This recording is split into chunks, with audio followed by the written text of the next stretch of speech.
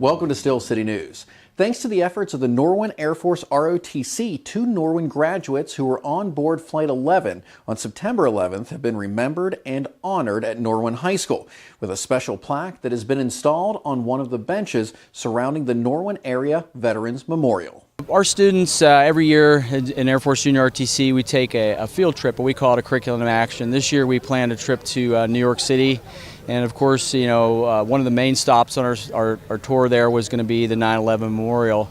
A former teacher here, Ms. Cheryl Walters, helped us plan that trip, and she pointed out that we want to make sure we go and see the names of the 2 students who were on American Airlines Flight 11. Well, that was the first that it came to my attention. I'm not from this area, but we were sort of floored by that idea that that there were 2 students on that tragic day. So we, as a class, as a Junior RTC organization, decided what's a best way to honor them. And Mr. Don Caddick was instrumental in getting this Veterans Memorial here placed, and we thought, well, maybe we can just put their names on the benches so the students here, when they come out and have class or just pass by, they can see the names of the students who are a part of history. My daughter is Lisa Kowalson, and her husband is Ed Kowalson, and it was Dave Kowalson's brother. And Dave and Brian Dale were the 2 that were killed here. They were killed at 9/11. And that's why we're having a program for them.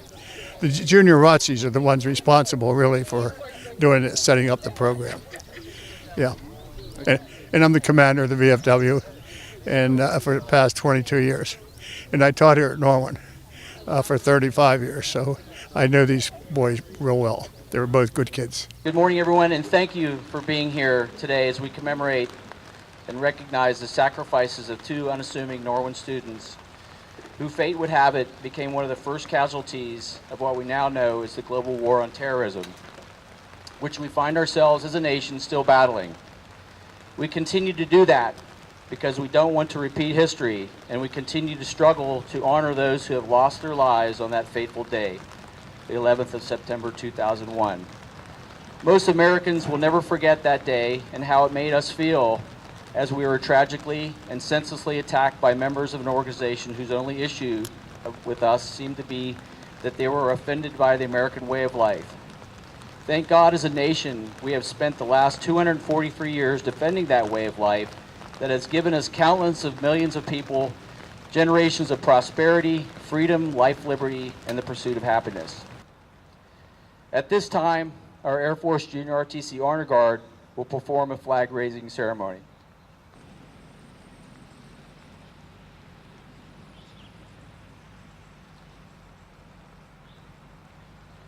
Like all United States flags, the flag you're about to see before you is the flag of history, glory, pride, and honor.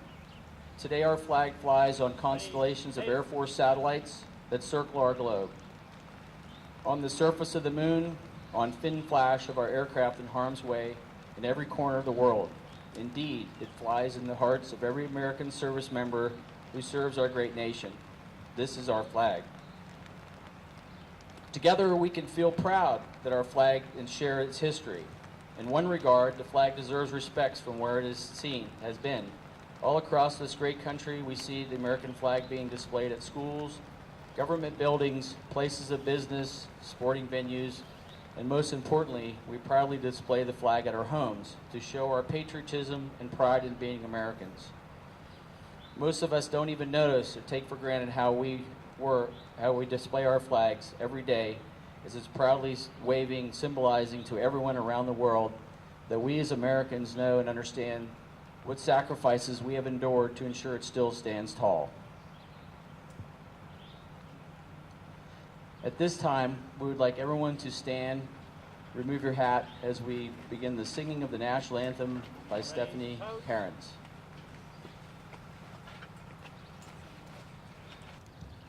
Oh, say, can you see by the dawn's early light what so proudly we hailed at the twilight's last gleaming, whose broad stripes and bright stars through the perilous fight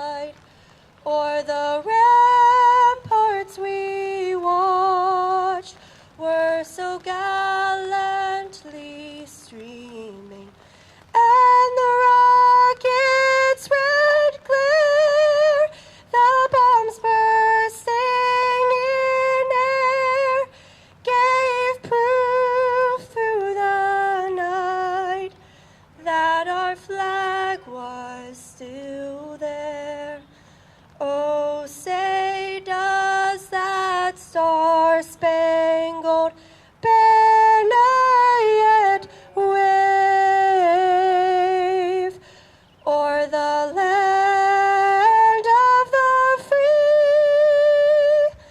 and the home of the brave.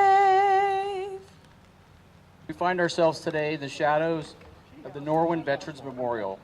It was placed here to honor those special students who left Norwin because they had the calling to serve their nation in the armed services.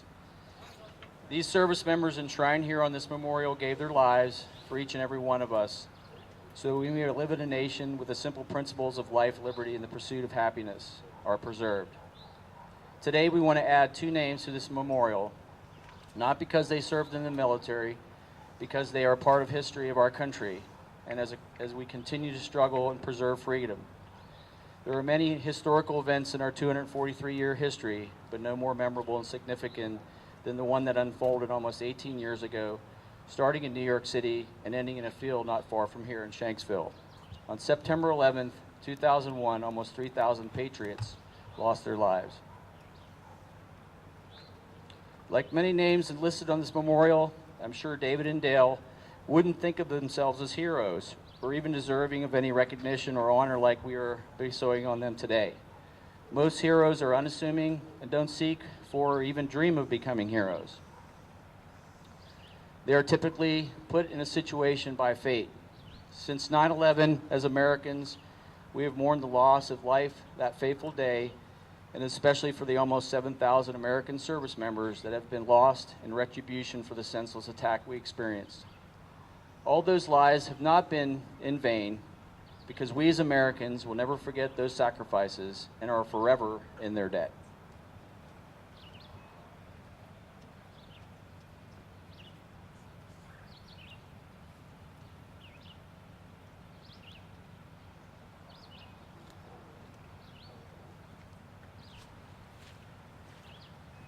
If you'd like to see the plaque, it's located at Norwin High School in North Huntingdon, Pennsylvania.